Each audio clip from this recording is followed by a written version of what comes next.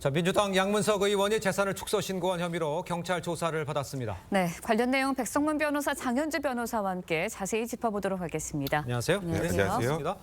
자, 먼저 양문석 의원이 받는 혐의 두 가지 정도 있죠? 좀 구체적으로 설명해 주세요. 네, 일단은 지금 공직선거법상 허위사실 공표 혐의, 그러니까 쉽게 말해서 그 서초구 잠원동의 주택을 2020년에 31억 2천만 원에 매입을 했는데 예. 이 공시지가는 21억 5천만 원입니다. 네네. 근데 신고를 저 공시지가로 했어요. 그럼 대략 9억 6천만 원 정도가 줄죠. 그러니까요. 근데 공직자윤리법 시행령에 보면 공직선거 후보자가 소유한 부동산은 공시가격하고 실거래가격 중에 더 높은 걸 신고하게 돼 있습니다. 그러니까요. 근데 실거래가가 아니라 공시가격을 신고를 했기 때문에 9억 정도 차익이 발생하죠. 발생한 네. 부분에 대해서 허위 사실을 공표한 혐의로 이제 어제 조사를 받았고요. 네네. 뭐 이것의 근간이 되는 건 결국 이 집을 매입할 때 받았던 대출 관련 논란, 뭐 이 부분은 뭐 설명해 주시겠지만 그 부분은 별도로 또 수사를 받아야 될 사안입니다. 네, 일단 양 의원 측에서는 실무자가 헷갈렸던 것 같다라고 해명을 하고 있습니다. 그런데 양 의원이 재산 신고 과정에서 뭐 직접 관여하지 않았다고 하더라도 처벌을 피할 수 있는 건가요? 일단 양문석 의원 같은 경우에는 재산 축소 신고가 실무자의 실수에 의한 것이다라고 해명을 하고 있습니다. 예. 그러니까 실거래가가 현 시세인지 아닌지에 대한 판단이 좀 헷갈렸다라는 건데요. 예. 고민을 하다가 6개월 동안 거래가 없었기 때문에 공시지가로 이제 신고를 한 것이다라는 해명을 한 것입니다. 예. 그렇다면 이 해명의 취지 자체는 본인이 이 재산 축소 신고에 관여한 사실이 없다라는 것으로도 들리거든요. 그러니까 결국 검찰에서 양문석 의원이 직접 이 재산 축소 신고에 관여했다라는 점을 입증하지 못한다라고 한다면 공직선거법 위반으로는 의율하기 어려울 가능성도 있을 것 같습니다. 아, 그렇군요. 알겠습니다. 자, 이런 가운데 이제 양 의원이 재산 축소 신고 혐의로 이제 만약에 의원직 상실할 가능성도 있다는 의견이 있는데 유죄 판결이 내려진다면 어떤 처벌을 받게 됩니까? 일단은 뭐 유죄 판단이 나온다면 공직선거법상 허위사실 공표 혐의이기 때문에 일단 기준은 100만 원입니다.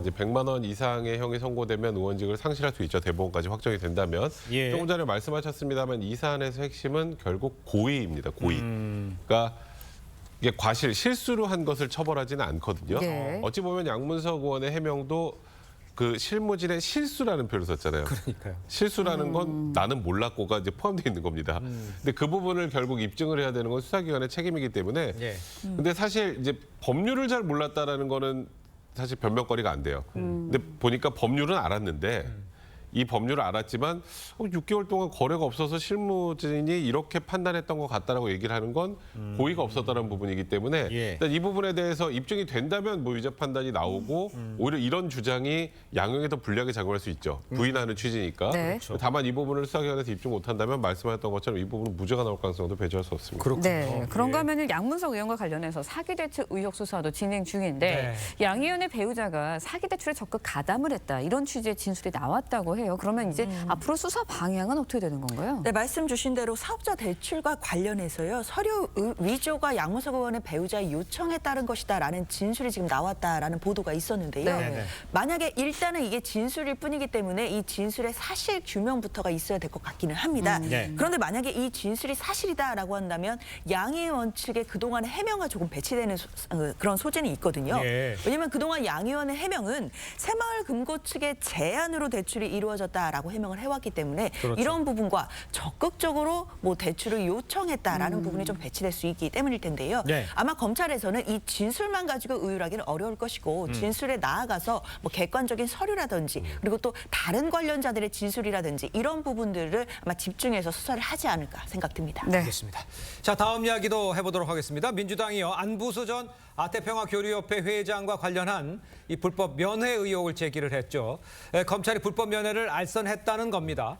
어떤 근거가 있었는지 이 해당 의혹을 제기한 이유가 있을 거 아니에요. 일단 이화영 부지사가 9년 6개월의 실형을 선고받고 그 과정에서 민주당 측에서 주장을 하는 건 관련자들의 진술 번복, 회유 과정에 검찰이 개입됐다는 것이 일단 주장의 핵심인데요. 네네. 내용을 좀 들여다보면 2023년 3월에 검찰청사 안에서 네. 안부수 회장과 안부수 회장의 딸 그리고 쌍방울 관계자가 김성태 회장이 함께 있었다. 근데 민주당 입장에서는 아니 안부수 회장의 딸은 수사 대상자가 아닌데 네네. 왜 여기 같이 있지?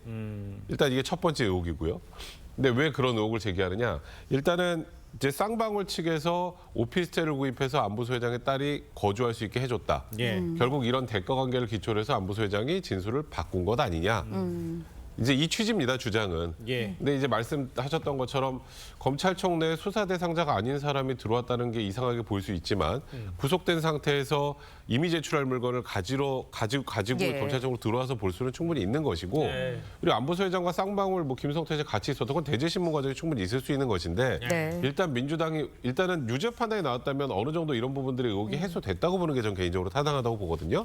일단은 민주당 입장에서는 이 부분이 해소되지 않았다. 예. 이 부분은 다시 확인해야 된다는 취지의 주장을 하고 있는 것 같습니다. 알겠습니다. 네, 일단 검찰에서는 안부수 전 회장의 딸이 참고 자료를 제출하기 위해서 검찰청에 온 것이다라고 해명을 했습니다.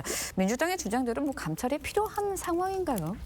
글쎄요, 일단 검찰 입장에서는 안보수 회장의 딸이 말씀 주신 것처럼 참고 자료를 이미 제출하기 위해서 검찰청에 왔다라고 얘기를 하고 있는데요. 네네. 민주당이 의혹을 제기하는 부분은 물론 뭐 방문은 할 수 있겠지만 그렇다면 실제로 그 관련자들을 만났는지 여부입니다. 그래서 실제로 불법성 있는 면회가 이루어지는지 여부를 좀 확인해야 되겠다라는 입장이고요. 예. 그리고 쌍방울 측에서 안보수 회장의 딸에게 오피스텔을 제공했다라는 의혹들이 지금 나오고 있는데 이런 예. 부분에 대해서도 사실 규명이 필요하다라는 입장이기 때문에요. 예. 검찰도 본인들의 수사의 공정성을 확보하기 위해서라도 사실관계에 어느 정도 확인은 필요하지 않을까 생각은 듭니다. 알겠습니다. 검찰의 입장은 이 수사 회유 의혹과 같은 사법 방해다. 이런 입장을 밝히고 있다는 말씀 함께 드리겠습니다. 자, 두 분 말씀은 여기까지 듣겠습니다. 고맙습니다. 고맙습니다.